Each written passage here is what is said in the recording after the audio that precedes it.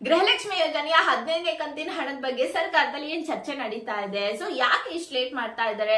14ನೇ ಕಂತು ರೀಸೆಂಟ್ ಆಗಿ 1 ತಿಂಗಳಲ್ಲೇ 2 ಸರಿ ಬಂದ್ಬಿಟ್ಟು, ಬಟ್ ಏನಕ್ಕೆ ಬರ್ತಾ ಇಲ್ಲ 15ನೇ ಕಂತು?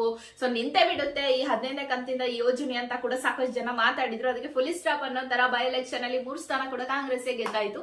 ಸೊ ಅದಕ್ಕೆ ಸಿದ್ದರಾಮಯ್ಯ ಸರ್ ಅವರು ಹೇಳ್ತಾರೆ, ನಮ್ಮ ಗೆಲುವಿಗೆ ಈ ಗೃಹಲಕ್ಷ್ಮಿನೇ ಹೈಲೈಟ್ ಆಗಿತ್ತು ಅಂತ. ಏನಿಹಾವ್ ನಿಮ್ಗೂ ಗೊತ್ತಾ ಹಣ ಯಾವೆಲ್ಲ ಸಿಚುವೇಶನ್ ಅಲ್ಲಿ ಹೆಲ್ಪ್ ಮಾಡಿರುತ್ತೆ ಅಂತ. ಸೊ ಈಗ ಹಣದ ಬಗ್ಗೆ ಹೇಳೋದಾದ್ರೆ, ಫೈನಾನ್ಷಿಯಲ್ ಡಿಪಾರ್ಟ್ಮೆಂಟ್ ಇಂದ ಬಿಡುಗಡೆ ಆಗಿದೆ, ಬಟ್ ನಿಮ್ಮ ಅಕೌಂಟ್ ಗಳಿಗೆ ಬಂದಿಲ್ಲ. ಕಾರಣ ಒಂದಿಷ್ಟು ಡಿಸ್ಟ್ರಿಕ್ಟ್ ನೇಮ್ ತೋರಿಸ್ತಾ ಇಲ್ಲ, ಟೆಕ್ನಿಕಲ್ ಎರರ್ ಆಗ್ತಾ ಇದೆ ಅಂತ ಹೇಳ್ತಾ ಇದ್ದಾರೆ.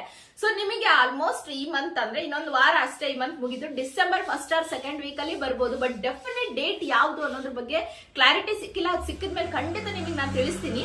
ಇನ್ನ 1 ವರ್ಷದ ಹಿಂದೆ ಗೃಹಲಕ್ಷ್ಮಿ ಸ್ವಸಹಾಯ ಸಂಘದ ಬಗ್ಗೆ ಹೇಳಿದ್ರು.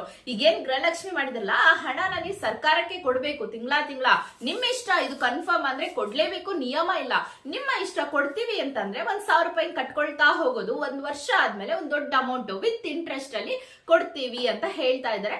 ಇಂಟ್ರೆಸ್ಟ್ ಇರೋರು ಮಾಡ್ಬೋದು, ಬೇಡಪ್ಪ ನಮ್ಗೆ ಈ ತರ ಇಲ್ಲ ಅಂದ್ರೆ ಹೇಳ್ಬೋದು. ಇದನ್ನ ಕಮೆಂಟ್ ಮಾಡಿ ತಿಳಿಸಿ. ಸರ್ಕಾರ ಸರ್ವೆ ಮಾಡಿದಾಗ ಈ ಯೋಜನೆ ಸ್ವಸಹಾಯ ಬೆಟರ್ ಇದೆಯೋ ಇಲ್ವೋ, ಒಂಥರ ಹಣದ ಉಳಿತಾಯ, ದೊಡ್ಡ ಅಮೌಂಟ್ ಸಣ್ಣ ಅಮೌಂಟ್ ಸಿಕ್ಕ ಖರ್ಚು ಮಾಡ್ಕೊಂಡ್ಬಿಡ್ತೀವಿ ಅಂತ ಈ ತರ ಯೋಚನೆ ಮಾಡ್ತಾ ಇದ್ದಾರೆ. ನಿಮ್ಗೆ ಏನ್ ಅನ್ಸುತ್ತೆ ಕಮೆಂಟ್ ಮಾಡಿ ತಿಳಿಸಿ. Thank you so much.